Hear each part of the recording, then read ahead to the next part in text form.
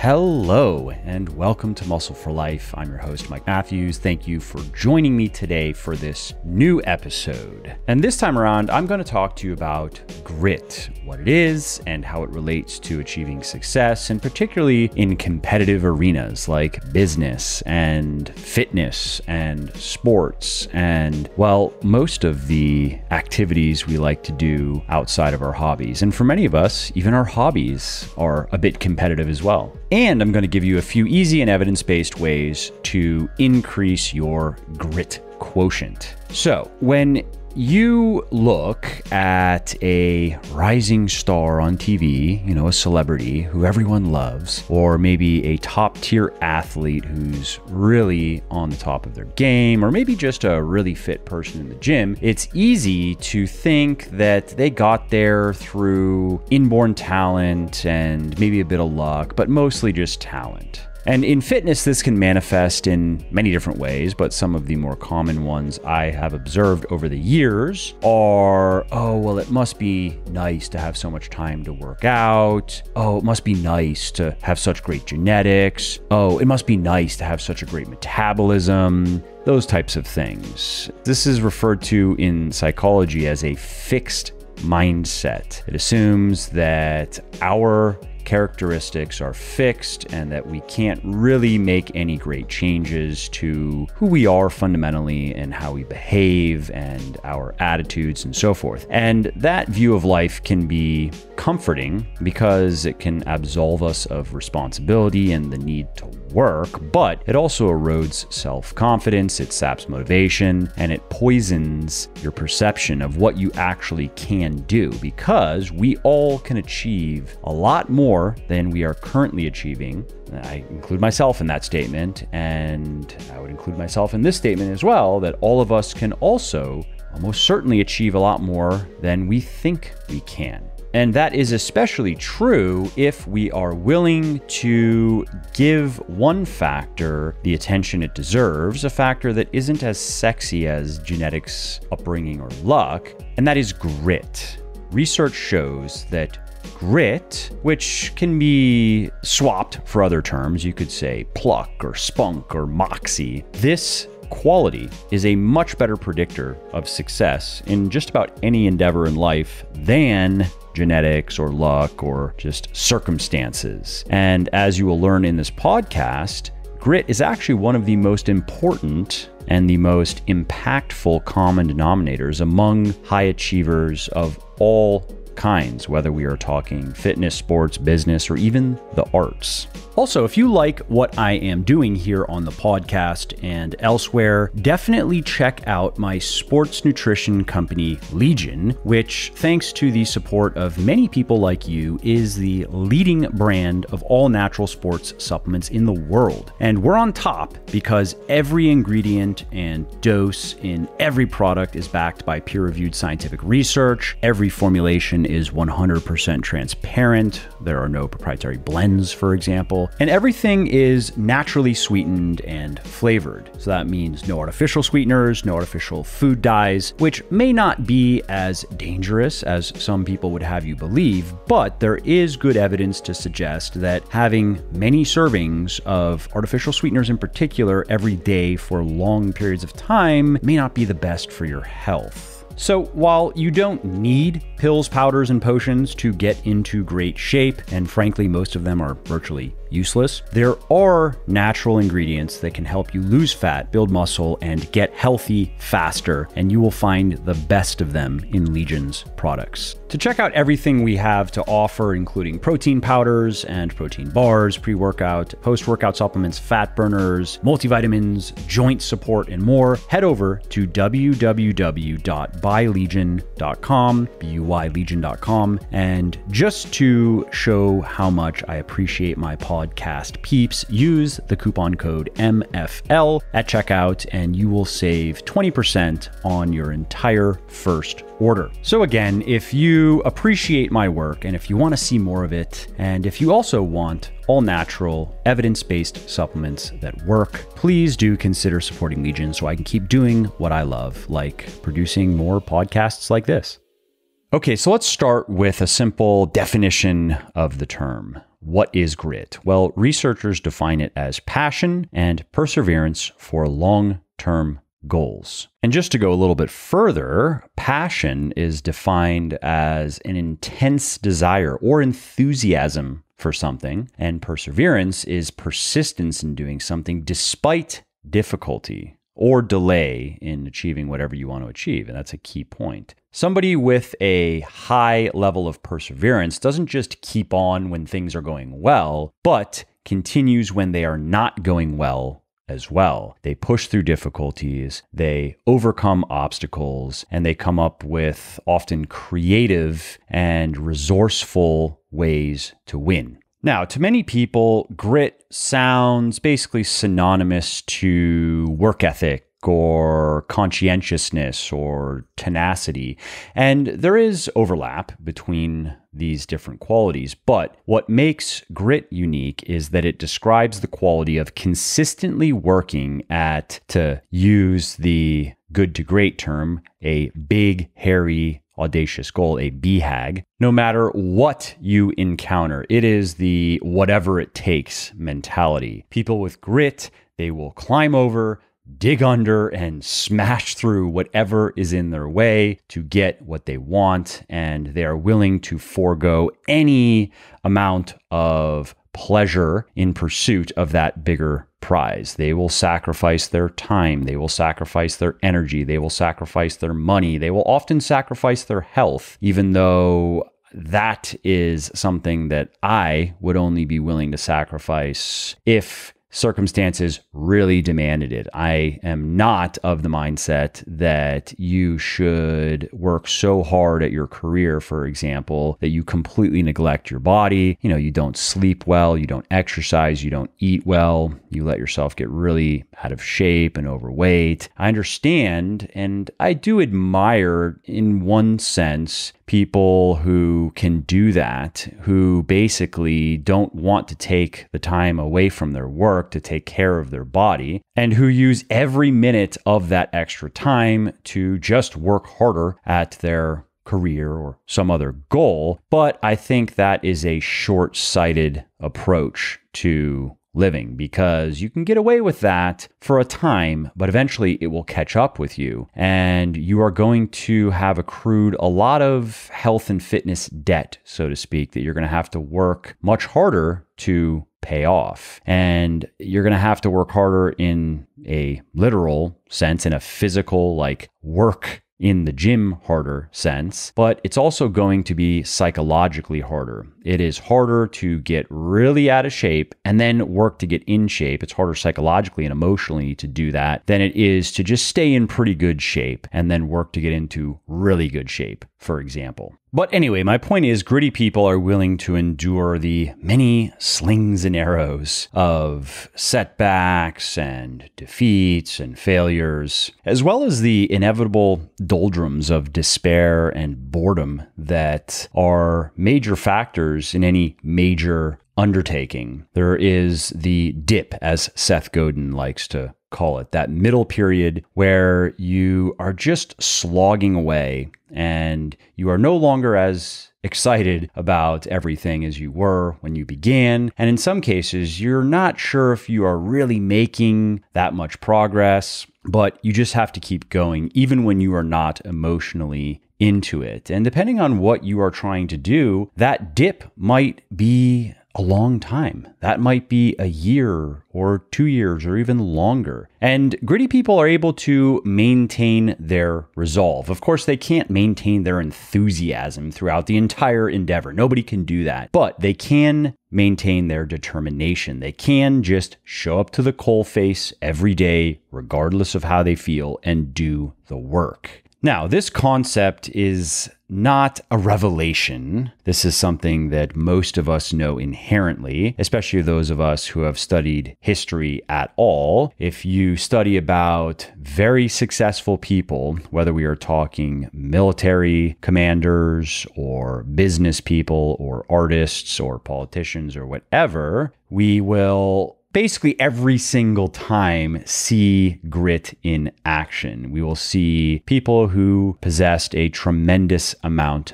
of it. I'm talking about people like Caesar and Alexander the Great. And if we want to talk business, John Rockefeller Sr. was a great example of this. Ray Dalio is a great example of this. In politics, Benjamin Franklin, Marcus Aurelius. If you read about those people, it's hard to miss that grit was a vital ingredient to their success. That, though, that observation is being vindicated now by scientific research because countless studies over the past few decades have proven that grit is one of the best predictors of success in a wide range of activities. I mean, spelling bees and basic training in the Army and weight loss and muscle building and really anything related to fitness. Because, of course, to lose weight, you're going to have to stick to your diet fairly well for at least several weeks before you really see any signs of progress. And it's going to take probably several months to ultimately reach your goal. And as far as muscle building goes, that is even more difficult in this regard because if you are currently normal, if you have a normal physique and you want to get fairly jacked, and yes, men and women have different definitions for that, so use whichever definition is applicable to you, you're going to have to work hard and work consistently for, if you're a guy, probably at least 3 years to get to a point where you would consider yourself fairly jacked. And as a woman, it takes at least a year, probably more like 2 years to get to the point where most women have the basic physique that they want. And that means they have to gain 10 to 15 pounds or so of muscle in the right places, and they have to reduce their body fat level to probably somewhere around 20%. And that's where most women that I've worked with over the years are happiest. And that takes, a year to 2 years. And as far as staying healthy and vibrant and living as long as we can, well, that's something we're going to do for the rest of our life. There are several key behaviors that we are going to have to consistently engage in for the rest of our life. And then there are several key behaviors we are going to have to consistently avoid if we want to live a long and enjoyable life. Now, I mentioned that scientific studies have looked into grit and how it impacts our ability to do many things. And I want to mention a couple of these studies that relate to fitness in particular. One good example comes from scientists over at Chicago State University, and they looked at the relationship between grit and exercise habits. Now, what they did is they had 1,171 people complete a survey that assessed their levels of grit, conscientiousness, which would be the tendency to be goal-oriented and organized, and how intensely they exercised. And what the researchers found is that conscientiousness actually didn't predict how much or how hard people worked out. That is, people who scored relatively high on that personality trait of being goal-oriented and being organized toward those goals were actually not more #dedicated to their training than people who scored fairly low in conscientiousness. The people who scored the highest in terms of grit, though, were 30% more likely to train the hardest versus reports of moderate or low intensity exercise. And these people generally worked out more often than people who scored the lowest in terms of grit. So their compliance to their program was better, they showed up to the gym more often, and they worked harder when they were there. As you might expect, research shows that grittiness can help you lose weight more effectively as well. For example, in a study conducted by scientists at the University of Illinois, the researchers had 79 women complete a survey that measured their grittiness and recorded their weight and BMI. And then the women enrolled in a 1-year-long weight gain prevention study. So these women were not trying to lose weight, but just to not gain weight, which is more difficult for most people. Many people can starve themselves to lose weight. They can just cut their calories in half for, let's say, 4, 5, 6 weeks, but they cannot keep the weight off. Most people who are not a regular listener here, they slowly gain weight year after year, and then one day are surprised at how much different they look, usually when they look at pictures. It is insidious because when you gain weight slowly and you look at yourself in the mirror every day, nothing much changes. in terms of the day-to-day. But then if you look back at a picture of yourself 5-10 years ago, it becomes immediately apparent that, holy shit, I've gained 30 pounds. Anyway, in this study, as a part of the weight gain prevention program, the participants met with a registered dietitian or a counselor about twice a month throughout the study. And in the meetings, they learned about the fundamentals of proper dieting. They learned about energy balance and macronutrient balance and the importance of staying active and, burning calories and staying motivated and minimizing stress and getting enough sleep and so forth. They learned quite a bit more than the average person knows. And at the end of the study, the researchers then again measured the weight and BMI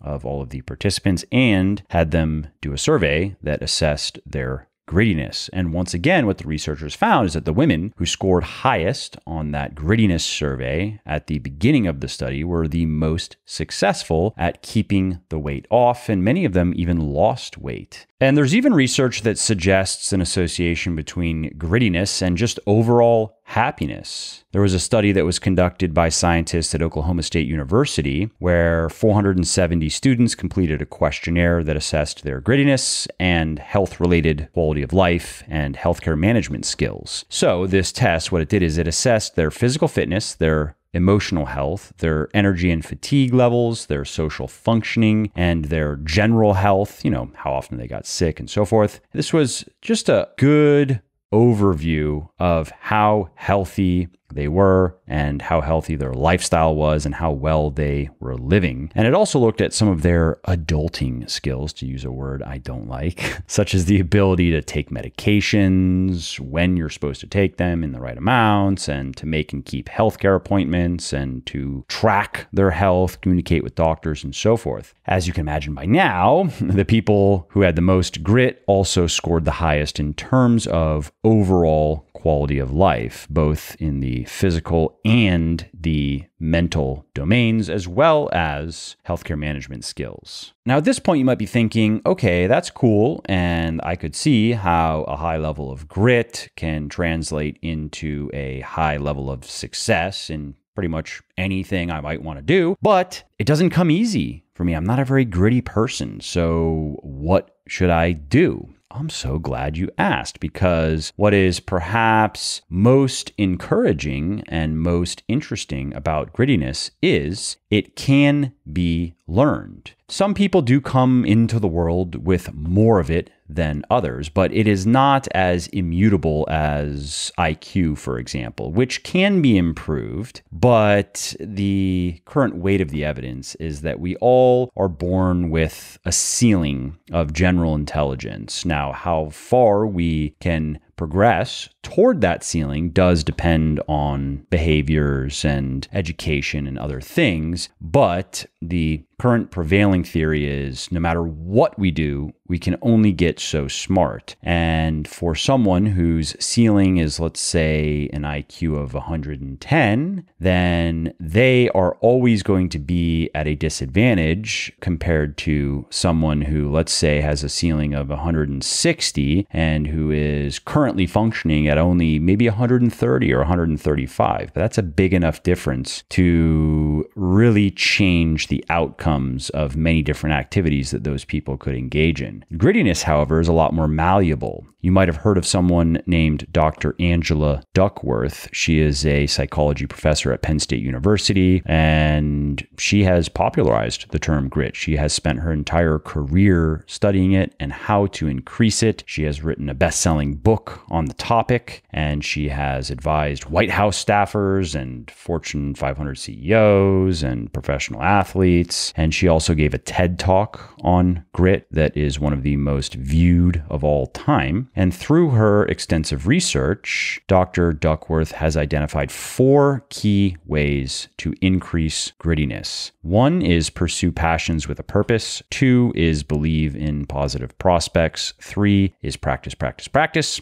And 4 is find your people. So let's talk about these. Let's talk about pursuing passion with a purpose. Do you enjoy running?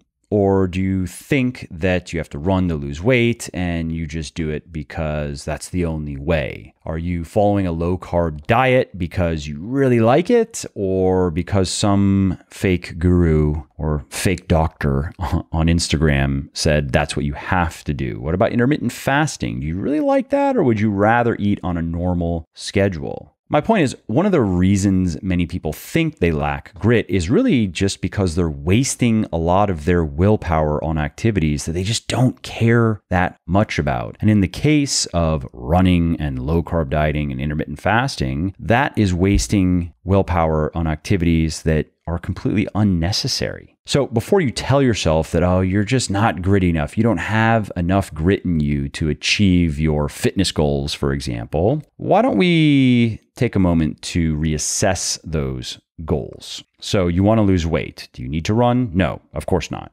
Can you do other types of cardio? Maybe something you enjoy more. What about cycling? What about rowing? What about swimming? What about dancing? What about not doing cardio at all if you don't want to do cardio? Could we do something else for your training? I would love for you to train your muscles regardless. Can we just do, let's say, 4 to 6 hours of resistance training per week and forget the cardio? How about that? Does that pique your interest? What about adding some walking? Could we do that? Could you do the resistance training and then could you go for some walks during the week? Maybe do a few hours of walking per week outside, ideally not on a treadmill inside, but let's get outside and really ideally, let's get into nature. Do you have a trail you can go walk on? Maybe first thing in the morning, because that is going to enhance your mood. As far as a diet goes, on the low carb side of things, yes, it's very trendy, but research clearly shows low carb dieting is no better for losing fat, especially over the long term, than higher carb dieting. So it really comes down to what is going to work best for you. Same thing goes for intermittent fasting. It can work so long as you have a reasonable protocol. I would recommend the Lean Gains protocol,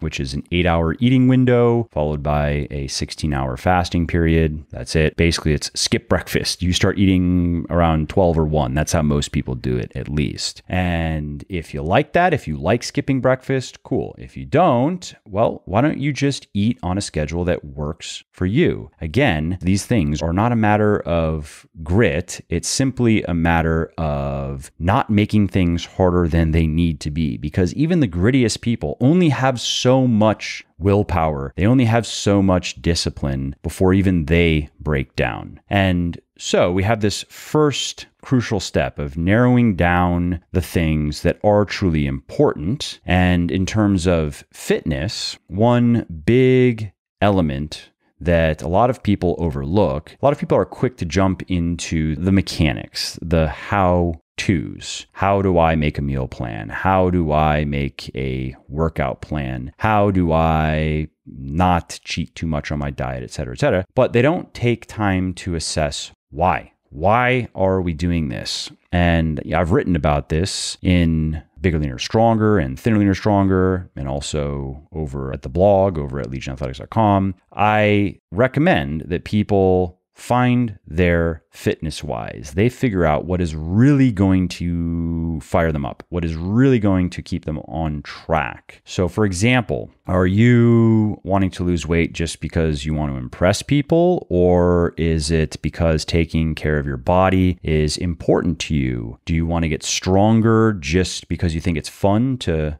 put bigger numbers down into your workout log? Or is it something like staying healthy and vital and active into your old age, or maybe keeping up with your kids and even your grandkids? And as far as eating healthier goes, is it simply a point of vanity, or is it also maybe setting a good example for your friends or for your kids? A great example of this is the actor Ethan Suplee, who I interviewed on my podcast a couple of months ago, and who has his own popular podcast now called American Glutton. So Ethan played the fat guy in Hollywood for a long time, and he told me that he enjoyed being fat. He actually liked it. He liked being big. He liked eating a lot of food. But there was a point when he realized that if he wanted to be around for his wife and kids, who he loves dearly, he couldn't go on like he was. He would have to get in shape. And this is a guy who has gained and lost over 1,000 pounds. I mean, over decades of dieting and then binging and dieting, Ethan finally decided to do it right and to make it stick. And now he's jacked, basically. You can go check him out on Instagram. So my point here, though, is find out really what makes you tick. And if you're not sure, pick up Bigger, Leaner, Stronger if you're a man, or Thinner, Leaner, Stronger if you're a woman, and go through the exercise that I give in those books. You will find your fitness wise, and they will be more meaningful than, oh, I just want great biceps and abs.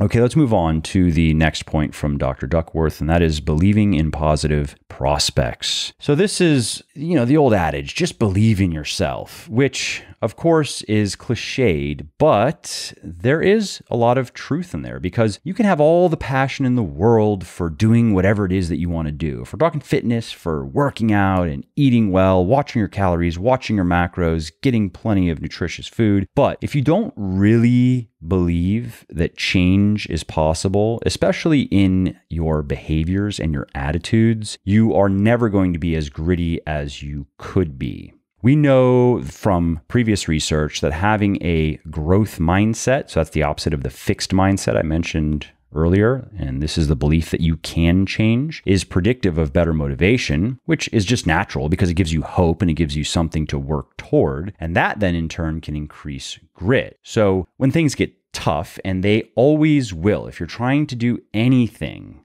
expect adversity and invite it. That's what makes it fun. Think of a life without adversity. Really think what that would be like. Yeah, it would be relieving at first for a little bit, but then think about how bored you would actually get. Because without obstacles, you don't have a game. If all you have is freedoms and goals and you just go straight to your goals without having to overcome anything, that's no fun. That's boring. Anybody who played a lot of sports growing up remembers. You remember when you just got too good for the team that you were on and you just got bored. And then you move up to the next tier, and all of a sudden you go from the best player on the team, maybe even one of the best players in your league, to just another player. And it's a bit jarring at first. I remember playing hockey. I remember that experience several times. It requires an adjustment, and it definitely is humbling, but it also then gives you a game again. It stimulates your interest. It brings you alive. Now you have something to struggle against, right? And so when things get tough, many people are quick to say, oh, well, this isn't meant to be. It shouldn't be this hard. It shouldn't be like this. It should just always be smooth sailing and enjoyable. I must not be meant to have the body I really want. It's just not in the cards for me. No.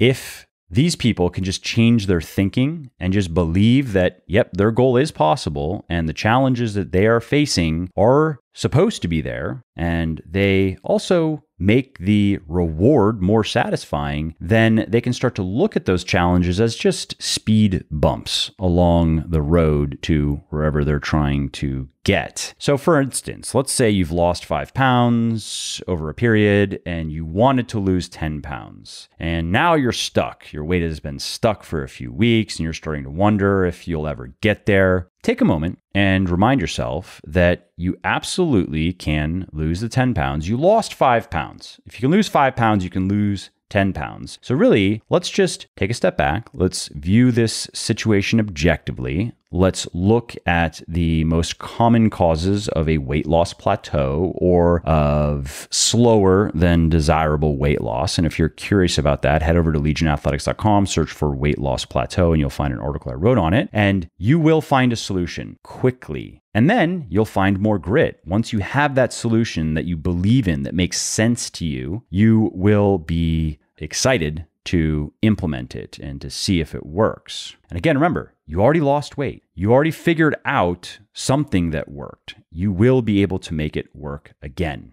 Now, what's also cool about grit is the more you go through that process, the grittier you become, the more confidence you gain in your ability to succeed in other areas as well, because you realize that the way to do anything is the way to do everything. All right, next up on the list, we have practice, practice, practice. And this is important because the more you do anything, the better you get at it. Really, it's that simple. And the better you get at something, the more you enjoy it. And then the more you enjoy it, the more you want to do it. And the more you want to do something, the grittier you are going to be regarding it. The more likely you are going to be to do it and to do it well, regardless of the circumstances. So it's a virtuous circle, right? It's a positive, self-reinforcing feedback loop. And we are fortunate that developing grit is just a skill. It's something that we can all learn, and the more we train these muscles, the stronger they become. It really can also just ultimately turn into a habit. And just like creating any other habit, building grit involves setting small goals with relatively short-term deadlines that then keep you on track toward the bigger goals. One of the most common mistakes people make in trying to build good habits or eliminate bad habits is they just try to take on too much too fast. Let's say somebody says, I want to start reading every day. I want to build that good habit. They set themselves a target of, let's say, 30 pages a day. They think that sounds reasonable, or maybe they heard someone like me say, I read 30 pages a day. And then on day one, they read, let's say 20 pages, and they're a little bit disappointed. Obviously, they went from, let's say 0 to 20. So that's encouraging, but they didn't reach their goal that they set for themselves. So that's kind of discouraging, but they have enough grit to pick up the book the following day, and they read, let's say 10 pages, and that feels very inadequate. That's not satisfying at all. And then the following day, it's 5 pages, and then maybe the following day, it's 0, and then they pick it up the next day, and it's another 5, and then it's a string of zeros, and so forth. A much smarter way to go about it is to reverse that pattern. So start with something that is so simple that when you think about it, your immediate reaction is, oh, there's no way I'm going to fail at that. So for example, in the case of reading, start with just 5 pages per day. Hell, it could be 1 page per day. Or if you want to think about it in terms of time, 5 minutes, max 10 minutes a day. Start there. And then once that is on automatic, once you have established that habit and you are, let's say, accomplishing it at least 80% of the time, 8 out of every 10 days you are doing it, or maybe you want to go for 10 out of 10. You could do that too. Then increase the difficulty. Let's say you started with 5 pages and now 10 out of 10 days in a row, you have read 5 pages. Okay, let's go up to 10 pages. Or if that's too much, let's go up to 7 or 8 pages and wait until that sticks, and so on and so forth. And then in time, you are reading 30 pages a day like clockwork. As far as weight loss goes, don't make the mistake that many people make, which is trying to cut calories in half and doing 2 hours of cardio every day and getting rid of all of the sugar and other quote unquote bad foods they're eating. Why not just start with eating an additional serving or 2 of vegetables per day? Just start there and maybe pulling out a serving or 2 of sugar. And then when that is easy, when you are not missing the sugar and when you are eating the serving or 2 of vegetables, additional serving or 2 of vegetables every day. And the point there, by the way, is not that sugar is just bad if you want to lose weight. No, it's just that foods that contain added sugars often are very palatable and higher calorie. And so if you can replace a serving or 2 of those foods with vegetables, for example, which are lower calorie and more filling, then you are going to have an easier time maintaining a calorie deficit. So let's say you've got that licked and you are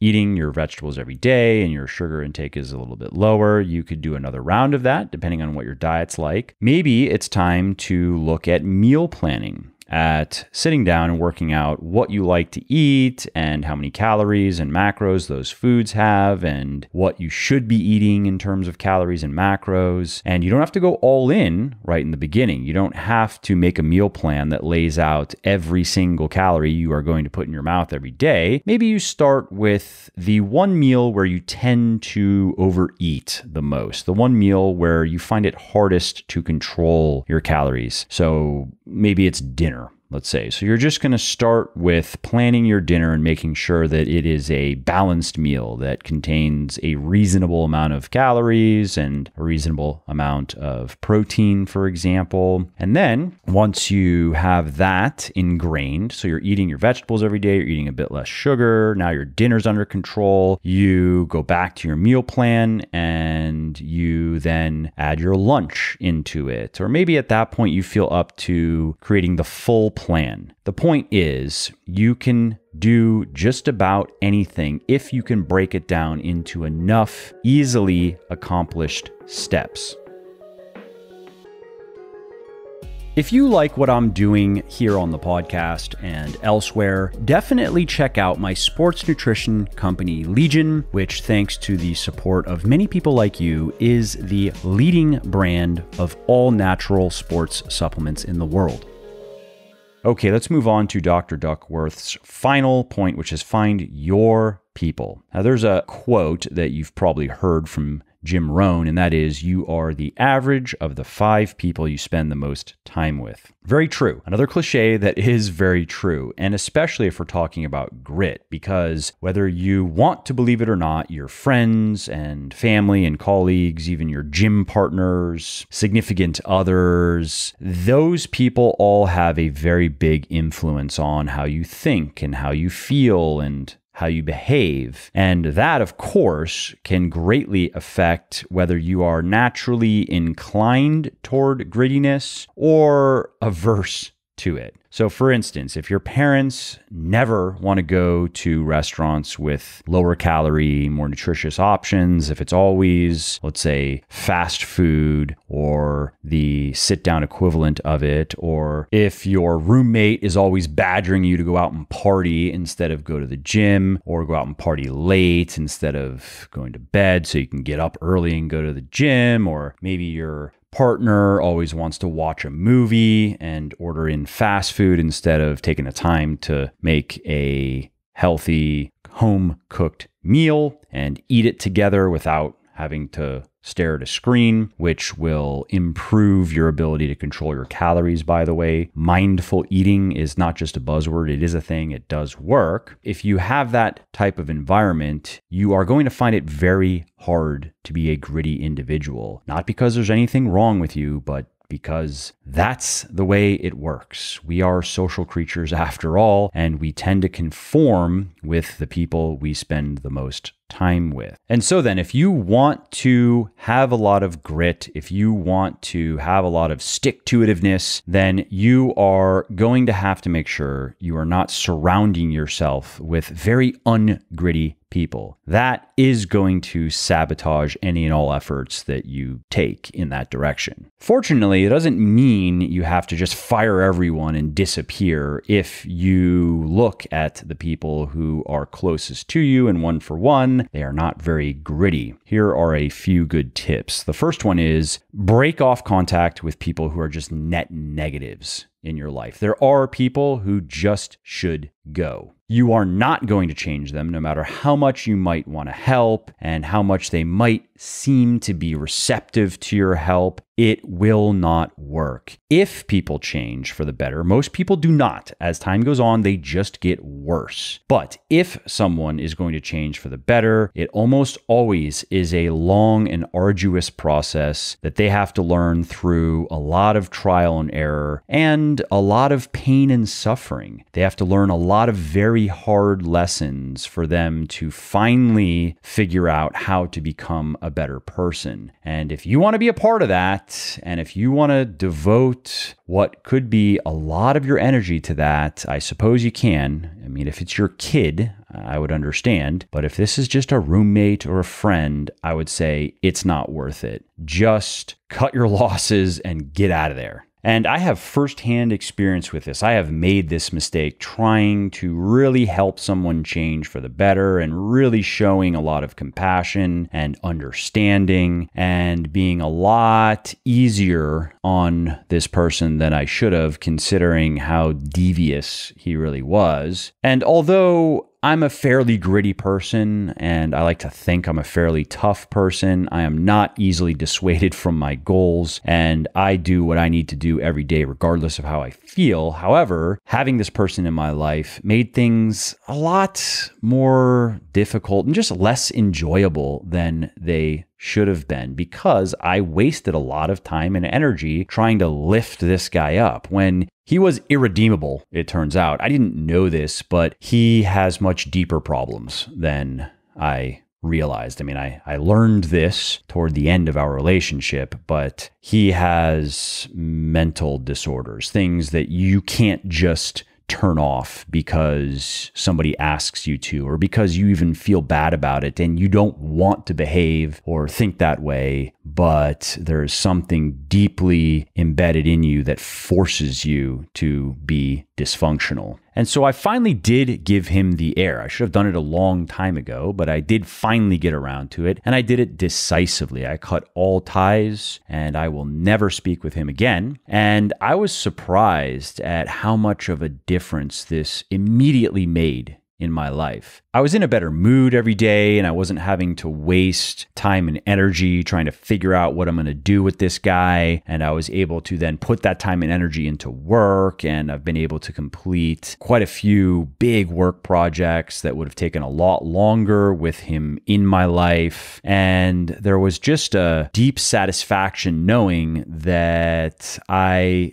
did something that was difficult, but that will ultimately pay big dividends in the long run. And for anyone who's thinking that sounds a little bit callous, like, Mike, we're talking about a person here, trust me, this was probably the most dishonest and devious and defective, deeply defective people I've ever known and probably will ever know. Like, it was really that bad. And so when you have someone who is so intent on destroying themselves and taking anyone they can with them, what are you going to do? Are you going to fall on their sword just on principle because you were once close? No, of course not. That makes no sense. And who knows, maybe my disconnection from him will be a wake-up call. Maybe the concussive blow will force him to reflect on what happened and why he finds himself in this situation and why he is ultimately responsible for it. I'm a big proponent of mutual responsibility and not just laying the blame elsewhere. But there are situations where one person is mostly responsible for the negative outcome and the other person is mostly not. And this was one of those situations. Anyway, my point with sharing that story is if you are in a similar position, if there is somebody who is very toxic, to use a popular term, and you are dreading getting rid of them because maybe you've been friends for a long time, or maybe you work together, whether it's just a coworker or a business partner, I understand. I've been there. And it's the proverbial ripping of the Band-Aid, right? The wound is festering. You can't leave it. It's going to kill you. And if you pull the Band-Aid off slowly, it's going to hurt a lot. So you just rip it off. You grit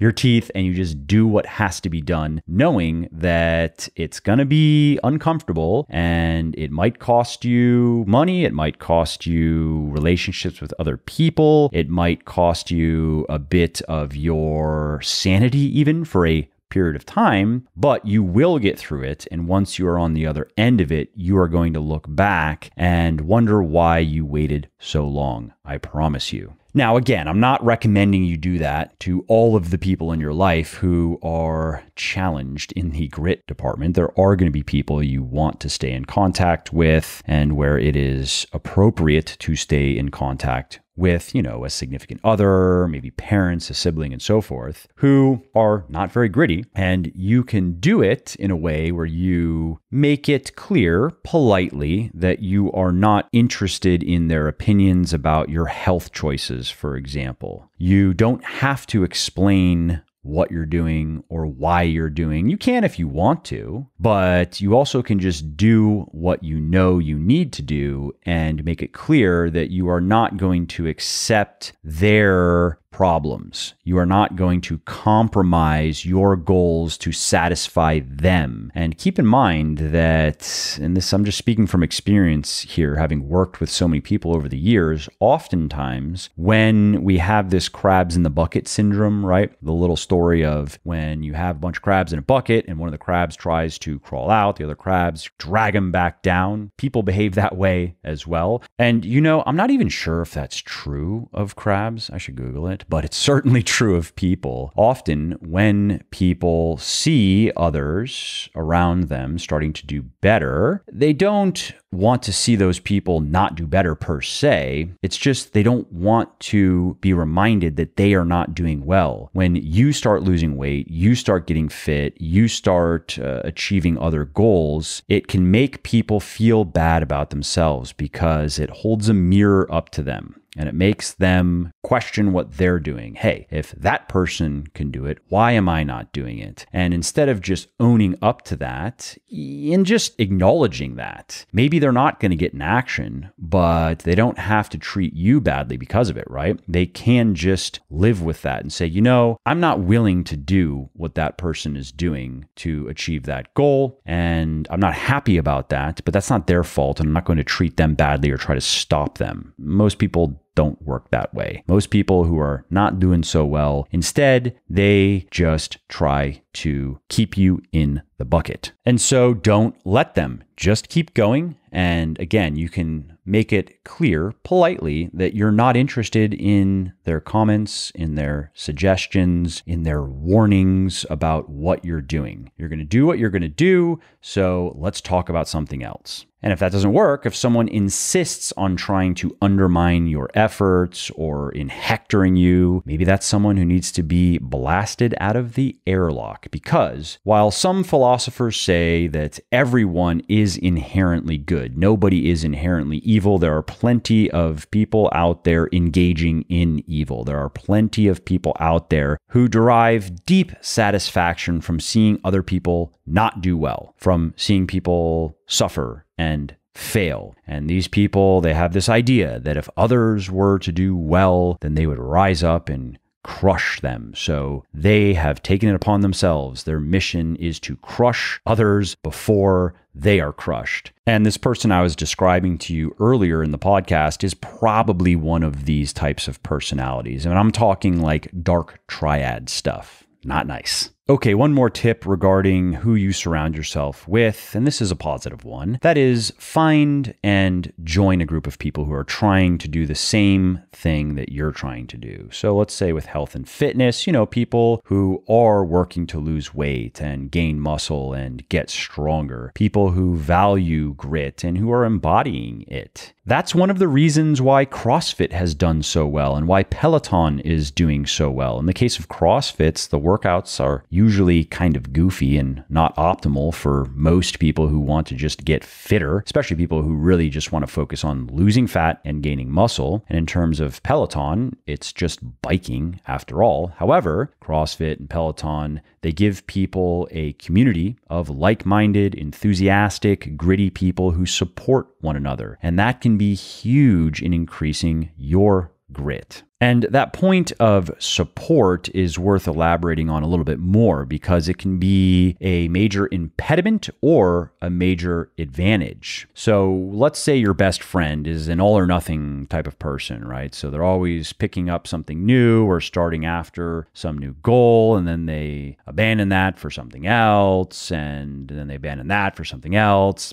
Probably not the best person to depend on for support if you are wanting to achieve something. Let's say, though, that your coworker always seems to be on top of their, let's say, health and fitness. We can just stick to what we like to talk about here at Muscle for Life, what we mostly like to talk about.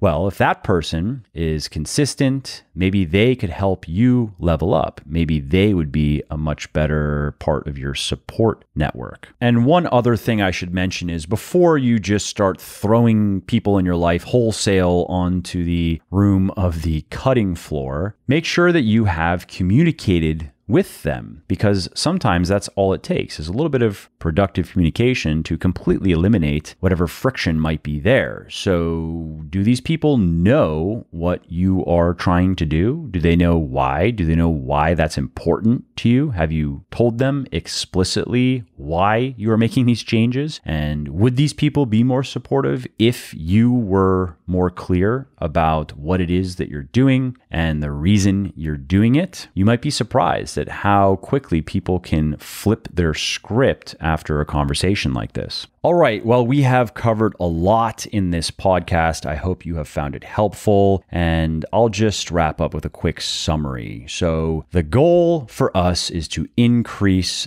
our grittiness, and we could define grit as passion and perseverance for long-term goals. And the grittier we are, the more willing we will be to endure discomfort and disappointment and difficulty and sometimes downright despair in pursuit of goals. And we will just keep going. We will not quit. Research shows that grittiness is correlated with success in many different areas of life, and that's certainly true of health and fitness. The grittier you are, the more likely you are going to be to stick to your workout program and to work out hard when you do work out. The more likely you are to lose weight when you want to lose weight and to maintain your weight and body composition when you want to do that. And the better you're going to be at taking care of yourself, at just having a higher quality of life. And 4 evidence-based tips for becoming better at being gritty. And you can become better. It is a skill. They are pursuing passions with a purpose, believing in positive possibilities, in the ability to change and improve yourself and your circumstances. The third one is practice, practice, practice. And the fourth and final is to find your people. So if you do those things, you are going to be far ahead. You are going to have a huge head start on many of your peers when it comes to your health and fitness goals, as well as really any other goals that you have. It could be career related, or maybe it's just even hobby related. Oh, you want to learn how to play the guitar? Well, if you are a very gritty person, you are going to learn how to play the guitar. It is going to happen. It is only a question of when. All right, well, that's it for this episode. I hope you enjoyed it and found it interesting and helpful. And if you did, and you don't mind doing me a favor, please do leave a quick review on iTunes or wherever you're listening to me from, in whichever app you're listening to me in, because that not only convinces people that they should check out the show, it also increases search visibility, and thus it helps more people find their way to me and learn how to get fitter, leaner, stronger, healthier, and happier as well. And of course, if you want to be notified when the next episode goes live, then simply subscribe to the podcast and you won't miss out on any new stuff. And if you didn't like something about the show, please do shoot me an email at mike@muscleforlife.com, just muscle, F-O-R, life.com, and share your thoughts on how I can do this better. I read everything myself, and I'm always looking for constructive feedback, even if it is criticism. I'm open to it. And of course, you can email me if you have positive feedback as well, or if you have questions really relating to anything that you think I could help you with, definitely send me an email. That is the best way to get a hold of me, mike@muscleforlife.com. And that's it. Thanks again for listening to this episode, and I hope to hear from you soon.